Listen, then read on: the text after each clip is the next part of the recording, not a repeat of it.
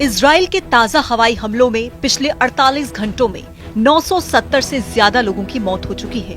Gaza के स्वास्थ्य मंत्रालय के मुताबिक इजरायली सेना ने यूएन कार्यालय को भी निशाना बनाया, जिसमें एक विदेशी कर्मचारी की मौत हुई और 5 लोग गंभीर रूप से घायल हो गए। लेकिन इजराइल की सेना ने यूएन ऑफिस पर हमले से इनकार किया। 58 दिन तक क्रोध पालने के बाद इजराइल हमास पर फिर से टूट पड़ा। हमला सबसे भीषण हुआ। बारूदी इंतकाम के दृश्य भयावह हैं। पिछले 48 घंटे से दिन रात गाजा में मौत नाचती रही, बम फटते रहे, मिसाइल धमाके होते रहे, रॉकेट की बौछार से धरती आसमान में एक जैसी आतिशबाजी दिखती रही। गाजा में तबाही का नया दौर, मगर ये सिर्फ हमले की शुरुआत है। इजराइल इससे भी व्यापक और विस्फोटक अटैक के लिए रेडी है।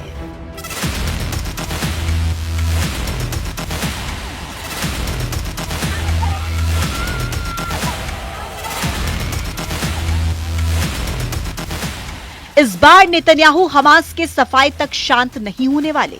इजराइल के ताजा हवाई हमलों में बीते 48 घंटों में 970 से ज्यादा लोगों की मौत हो चुकी है।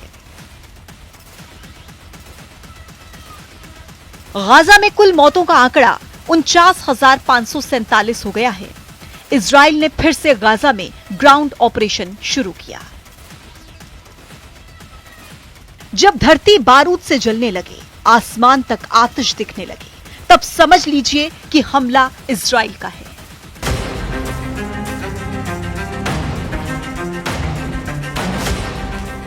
उसी इजराइल का जो अकेले तमाम दुश्मनों पर भारी पड़ता है। इस बार तो इजराइल ने युद्ध समझौते को ताक पर रखकर हमास को उसके गढ़ में घुसकर जला डाला। 17-18 मार्च की दरमियानी रात नेतन्याहू आर्मी ने हमास पर सबसे भीषण हमले की शुरुआत कर दी है।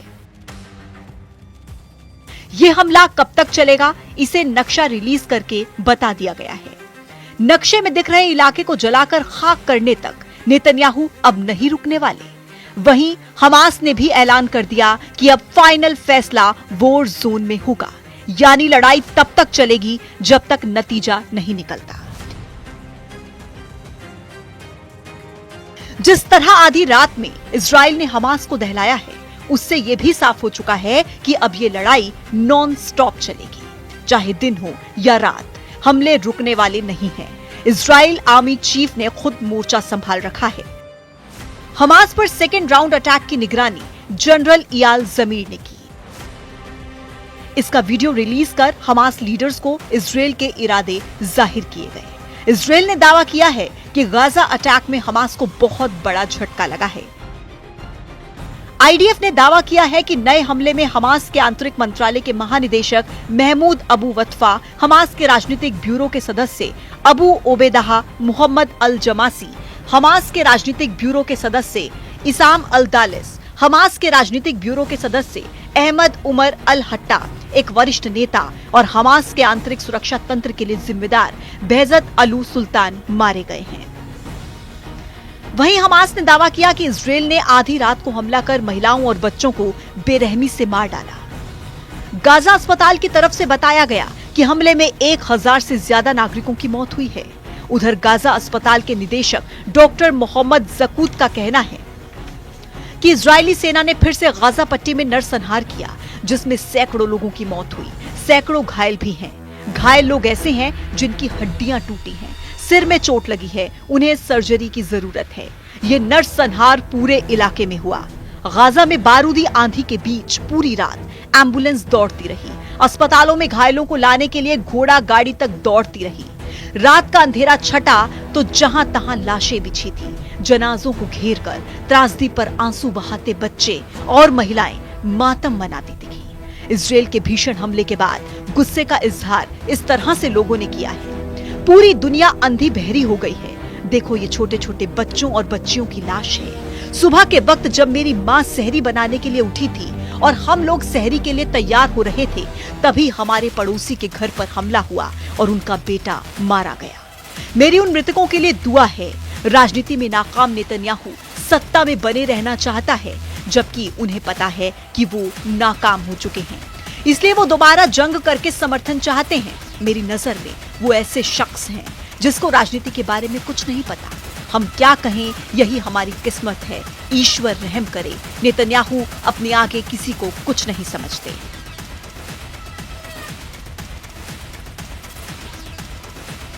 इजराइल की बमबारी के बाद के दृश्य डरावने हैं। जिस मकान पर बम बरसा वहां सिर्फ मलबा है, आसपास बिखरा बारूद है, पर खच्चे उड़े घरों के खंडहर के बीच अपनों को तलाशते लोग हैं। खूनी कफन से लिपटे जनाजे गाजा में गली गली उठ रहे हैं, लेकिन ये त्रासदी की शुरुआत भर है। हमास नहीं माना, बंधक रिहा नहीं हुए, तो आगे जो होगा वो इस नक्शे में दर्ज है। इजराइल डिफेंस फोर्स के रिलीज नक्शे को आप देख लीजिए। नक्शे पर दिख रहा लाल इलाका कल को धरती से मिट सकता है। यहां इंसानों के बचे रहने की उम्मीद बिल्कुल भी नहीं रह गई है। नेतन्याहू ने इस मैप के जनरल इयाल जमीर को देकर फौरन एक्शन लेने का ऑर्डर दे दिया है। मतलब ये कि इजराइल हमास के आखिरी बचे गढ़ को ध्वस्त करना शुरू करने जा रहा है। इस लाल रंग की जद में जो रहेगा उसे शायद ही कोई अब बचा पाएगा। गाजा पट्टी में इजरायली सेना ने बड़े सैन्य अभियान की चेतावनी जारी की। जारी किए गए नक्शे में कई इलाकों को खतरनाक युद्ध क्षेत्र घोषित किया गया और वहां रह रहे लोगों से फौरन जगह खाली करने की वार्निंग दी गई। नक्शे को दिखाकर धमकी में कहा गया है कि गाजा के पश्चिमी भाग और खान यूनुस के कैंप में लोगों को सुरक्षित जाना चाहिए, क्योंकि जिन इलाकों को लाल घेरे में दिखाया गया वहां पर रहना जानलेवा साबित हो सकता है। इजराइल ने अपने अगले टारगेट को हमास के खिलाफ सबसे बड़ा मिलिट्री ऑपरेशन बताया है। इजराइल के हमले और धमाके के बाद हमास ने भी पलटवार का दम भरा। हमास टॉप कमांडर इज्जत अल रिश्क नेतन्याहू को धमकी देकर कहा है, नेतन्याहू का युद्ध को फिर से शुरू करने का फैसला बंधकों का बलिदान करने का है। नेतन्याहू की सरकार अपने आंतरिक संकट से ध्यान हटाने के लिए युद्ध का इस्तेमाल एक लाइफ बोट की तरह से कर रहे हैं। साफ है कि अब तक हुआ जुबानी और कागजी समझौता टूट गया है। ये युद्ध उन महाशक्तियों के रोके भी नहीं रुकने वाला जो खुद को सुपर पावर समझते हैं।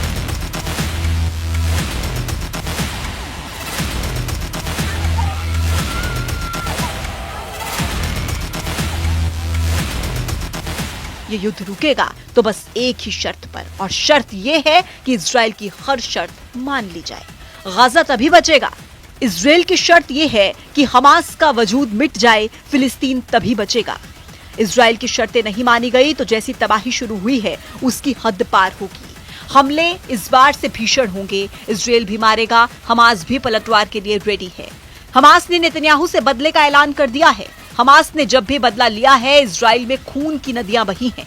तेल अवीव तक को जला डालने वाले लड़ाका ग्रुप ने युद्ध विराम के बीच हुए इजराइल के हमले का इंतकाम लेने की घोषणा कर दी है। हमास के कब्जे में अब भी 24 इजरायली बंधक बताए जाते हैं। हमास की टॉप लीडरशिप इन बंधकों को मानव ढाल की तरह इस्तेमाल कर रही है। इसलिए इजराइल ने दूसरे राउंड के युद्ध में सिर्फ बेत हनून, खरवत, खजा और अबासन इलाके पर हमले किए। पीएम नेतन्याहू एक बार फिर से फुल एक्शन में आ चुके हैं। उन्होंने गाजा अटैक का अपडेट आईडीएफ हेडक्वार्टर में जाकर दिया है। इस ब्रीफिंग में रक्षा मंत्री Israel Katz, IDF chief of staff lieutenant general Eyal Zamir और मेजर जनरल रोमन गोफमैन भी शामिल थे। यानी हमले के नेक्स्ट राउंड के लिए इजराइल ने तैयारी शुरू कर दी है। मुमकिन है इस बार इजराइल के साथ अटैक में सुपर पावर भी साथ हो, क्योंकि ट्रंप ने पहले ही साफ कर दिया था कि इजराइल बंधकों की रिहाई नहीं होने पर जो भी करेगा उसमें अमेरिका साथ देगा। ट्रंप के बार बार धमकी दिए जाने के बाद भी जब हमास ने बंधकों की रिहाई नहीं की तो हमला शुरू हो गया। यह हमला गाजा को नर्क-लोक बनाने तक जारी रह सकता है। इसी खौफ में हमास ने शायद अमेरिकी बंधक की रिहाई की पेशकश कर दी है। उधर मीडिया रिपोर्ट्स में दावा किया जा रहा है कि हमास ने कहा है कि वो ईदान अलेक्जेंडर को छोड़ देगा। ईदान 19 साल की वो फौजी हैं जिन्हें गाजा बॉर्डर पर बंधक बनाया गया था। हमास ने यह भी कहा है कि वो बाकी बचे दोहरी नागरिकता वाले 4 बंधकों के शवों को भी लौटा देगा, जिनकी पहले ही मौत हो चुकी है। अभी ये साफ नहीं हुआ कि नई पहल पर किससे बातचीत हुई है। हमास और अमेरिका हाल के हफ्ते में सीधे बातचीत कर रहे हैं, जिस पर इजराइल की ओर से तीखी प्रतिक्रिया आई है। इजराइल से युद्ध में हमास तबाह हो चुका है, मगर फाइटर ग्रुप को अब भी उम्मीद है कि इजराइल के सभी दुश्मन एकजुट होकर उसका साथ देंगे और युद्ध की बाजी पलट जाएगी। इजराइल के दुश्मन देशों का रुख भी अब इस युद्ध का नतीजा तय करने वाला है। साफ है, इजराइल ने संकेत दिया है कि हमले बढ़ सकते हैं। अगर हमास पीछे नहीं हटा तो गाजा में बड़े पैमाने पर जमीनी हमला हो सकता है, जिससे तबाही और बड़ी होगी।